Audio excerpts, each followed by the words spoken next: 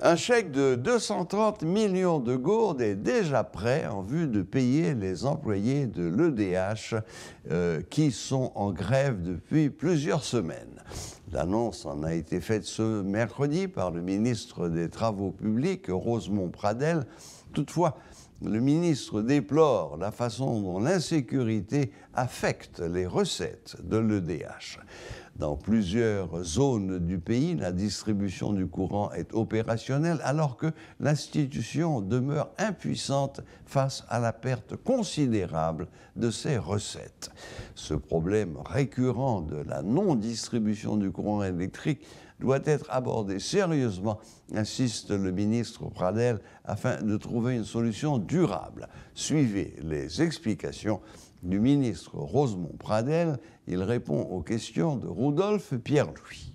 Des dispositions ont été prises du côté des membres du gouvernement, notamment le ministère des Travaux publics, Transports et Communications, en vue de trouver une issue à la crise d'électricité qui perdure dans la capitale, dans les villes de province, notamment sur tout le territoire national. Face à la situation, ça, contrairement à ça que des gens ont dit que nous sommes bonnes insouciants, nous ne pas rien, etc., qui fait comme si il faut monter la population contre le gouvernement et contre les responsables de ce gouvernement. Je me dis c'est faux. Par le seul fait que les problèmes n'arrivaient, moi-même, j'ai discuté de ça avec le directeur général et les achats, nous analysons les problèmes. Et là, nous analysons les problèmes. Je me dis, bon, ok, je prends rendez-vous avec le Premier ministre. Je porter les problèmes pas devant le Premier ministre pour me dire il faut faire quelque chose. Il y a obligation de faire quelque chose, il faut que nous payions. Parce que nous ne pouvons pas tergiverser, il faut trouver une solution pour nous payer. Et c'est alors que les banques accolent, dit d'accord, et ils m'ont donné un papier. Ce que le directeur général de l'EDH a fait, prépare un papier, combien de dettes là il y a, etc., analyser, et un accord qui prend avec le ministre des pour payer.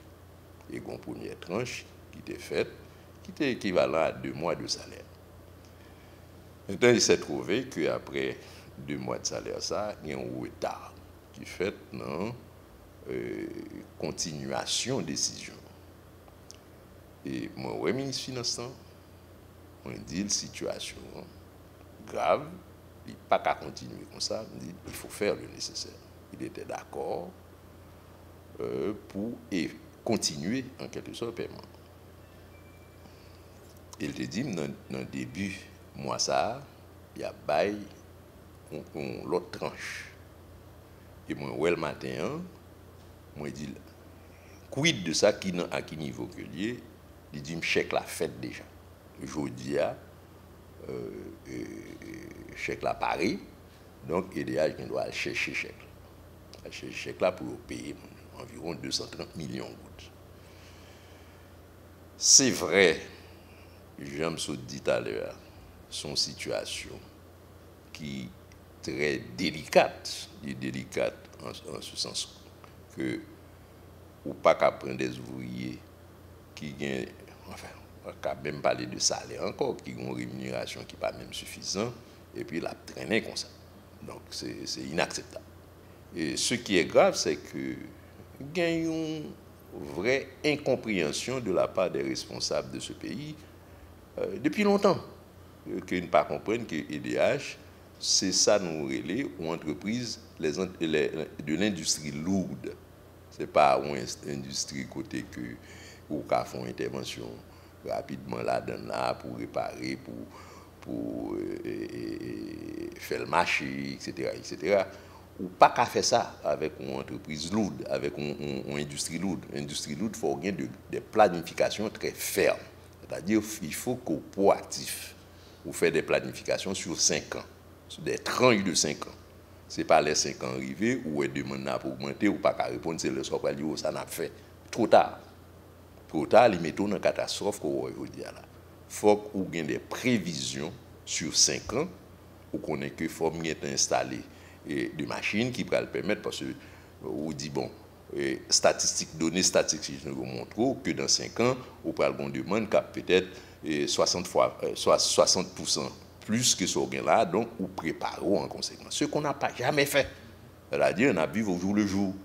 une industrie lourde, pas fonctionner comme ça. C'est pas une industrie, comme si on a un problème là, ou on panne, et bon, entrer dans un magasin ici, on vend une génératrice, et voilà, acheter une génératrice ou mettre dans centrale. C'est pas ça lié.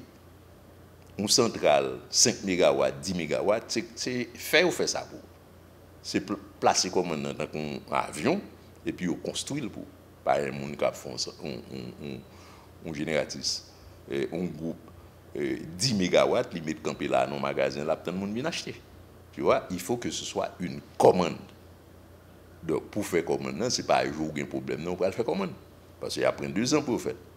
1 an et demi pour faire. Et le temps qu'on place commande, qu'on a pu construire, pour venir, pour installer, ça fait 2 ans. Donc, à partir de ce moment, il faut planifier. C'est ça que nous pas qu'on fait. Donc, maintenant, pendant plusieurs décennies, nous n'avons pas de gros investissements, des investissements significatifs et planifiés qui sont faits dans ce domaine-là. Et bien, le bricolage, nous avons fait là, et nous venons là, au cas où un président a dit au monde, ou bien un groupe, et acheter 2 groupes pour mettre dans central. Mais ce n'est pas rentrer dans Santa Cabrele une planification ou bien un projet global. EDH frappé terriblement par la situation d'insécurité. Parce que là, a parlé d'insécurité. L'insécurité a frappé le monde de façon individuelle. Il frappait aussi les entreprises. Bon, comme le monde plus important que les entreprises, c'est normal, la vie humaine, un monde a plus d'importance que l'entreprise. On le veut ou non. À partir de ce moment, l'impact qu'il fait sur la population, sur le monde, est beaucoup plus fort que l'impact qu'il fait négatif qu'il fait sur les entreprises. Si je prends EDH, par exemple, je veux dire, EDH n'est pas capable de collecter l'argent que la population doit. Parce que le directeur général a montré chiffres pour le mois de mars ou bien avril, l'a montré que une zone d'un coup, quoi des bouquets, côté qui était collecté environ 20 millions de gouttes par mois, et bien je dis c'est 0 gouttes. Zone Matissan et autres, c'est encore la même chose, je n'ai pas qu'à collecter rien. Si vous prenez Miambalais, vous crasez tout compteur qui est dans Miambalais, vous n'allez pas payer un goutte. Vous n'allez pas payer un goutte depuis plusieurs mois, 5-6 mois. Donc, là, il y a tout le barrage qui cumule ensemble. Qui côté pour aider à joindre l'argent pour le payer personnel? Rentrée de EDH au mois de mars ne dépassait pas 40 millions de gouttes. 40 millions de gouttes collectées. Voilà que rien que personnel là, ça fait 120 millions de gouttes pour le payer. Personnel là, 120 millions de gouttes alors que l'entrée 40 millions de gouttes. 40 millions de gouttes là représentait environ 30% de ce qu'il faut pour payer le personnel. Donc c'est tous ces éléments là qui réunissent non sel et peau qui bord tête chargée qu'on gagne en EDH. Donc il y a une grosse réforme qui peut faire en EDH. Réforme sur personnel là, quantité personnelle là. Il n'est pas qu'à Kimbel. On met fait sauver, il n'est pas qu'à Kimbel personnel.